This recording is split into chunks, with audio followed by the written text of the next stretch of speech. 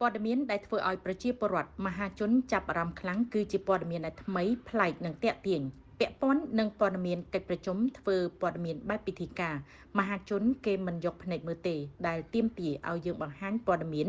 ដែលធ្វើឲ្យមានការចាប់អារម្មណ៍ពីមហាជននេះជាការលើកឡើងរបស់ឯកឧត្តមប៉ែនបូណារដ្ឋមន្ត្រីប្រតិភូអមនាយករដ្ឋមន្ត្រីនិងជាប្រធានអង្គភិបអ្នកនាំពាក្យរាជរដ្ឋាភិបាលនិងឯកឧត្តមឆាយវីរៈអភិបាលរងរាជធានីភ្នំពេញតំណាងឯកឧត្តមខួងស្រេងអភិបាលរាជធានីភ្នំពេញអញ្ជើញជាវាគ្មិនក្នុងវគ្គបណ្ដុះបណ្ដាលតម្រង់ទិសស្ដីពីការពង្រឹងប្រសិទ្ធភាពការងារព័ត៌មាននិងនាំពាក្យនារសៀលថ្ងៃទី27ខែសីហាឆ្នាំ2026នៅសាលារាជធានីភ្នំពេញឯកឧត្តមប៉ែនបូណាបានមានប្រសាសន៍ថាអ្វីដែលអង្គភាពស្ថាប័នរដ្ឋមួយចំនួនបញ្ចេញព័ត៌មានមកភាគច្រើនជាព័ត៌មានប្រជុំនិងព័ត៌មានពិធីការដោយបង្ហាញតែឈ្មោះដឹកនាំស្ថាប័ន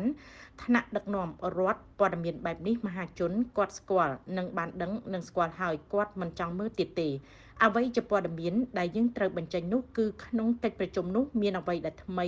អ្វីដែលប្លែកមានអ្វីដែលជាការផ្ដល់ផលប្រយោជន៍ដល់ប្រជាពលរដ្ឋឯកឧត្តមប៉ែនបូណាបានបញ្ជាក់ថារឿងល្អៗដែលយើងធ្វើមិនទទួលបានការចាប់អារម្មណ៍ប៉ុន្មានទេប៉ុន្តែសម្រាប់រឿងអាក្រក់វិញងាយនឹងទទួលបានការចាប់អារម្មណ៍ណាស់ដោយបកប្រឆាំងអញ្ចឹងដែរពួកគេតែងតែយករឿងអាក្រក់រឿងអសកម្មរបស់យើងទៅផ្សព្វផ្សាយទាំងពួកគេមិនបានធ្វើអ្វីសោះក៏ទទួលបានផលដែរ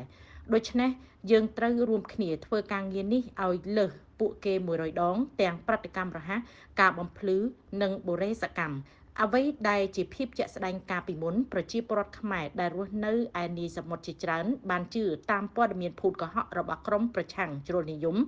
និងប្រព័ន្ធឃោសនាក្រៅស្រុកមួយចំនួនដែលផ្សាយព័ត៌មានបំភ្លៃការពិតពីកម្ពុជា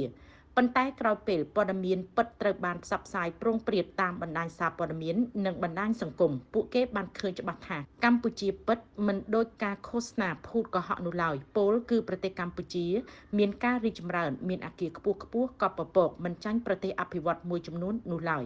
ឯកឧត្តមប៉ែនបូណាក្នុងឱកាសនោះក៏បានជំរុញលើកទឹកចិត្តឲ្យក្រុមការងារព័ត៌មានរដ្ឋបាលរាជធានីខណ្ឌបន្តផ្សព្វផ្សាយព័ត៌មានពិតឲ្យបានច្រើនបន្ថែមទៀតដើម្បីប្រជាពលរដ្ឋខ្មែរទាំងក្នុងនិងក្រៅប្រទេសទទួលបានព័ត៌មានគ្រប់ជ្រុងជ្រោយនិងកាន់តែទូលំទូលាយ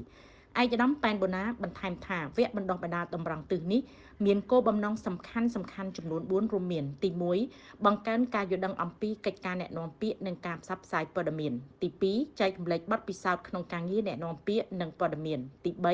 ពង្រឹងជំនាញវិជ្ជាជីវៈរបស់អ្នកនាំពាក្យនិងក្រុមការងារព័ត៌មាននិងទី4កសាងនិងពង្រឹងបណ្ដាញទំនាក់ទំនងរវាងអ្នកនាំពាក្យនិងក្រុមការងារព័ត៌មាននៅគ្រប់កម្រិតឯកឧត្តមឆាយវីរៈអភិបាលរងរាជធានីភ្នំពេញបានលើកឡើងថា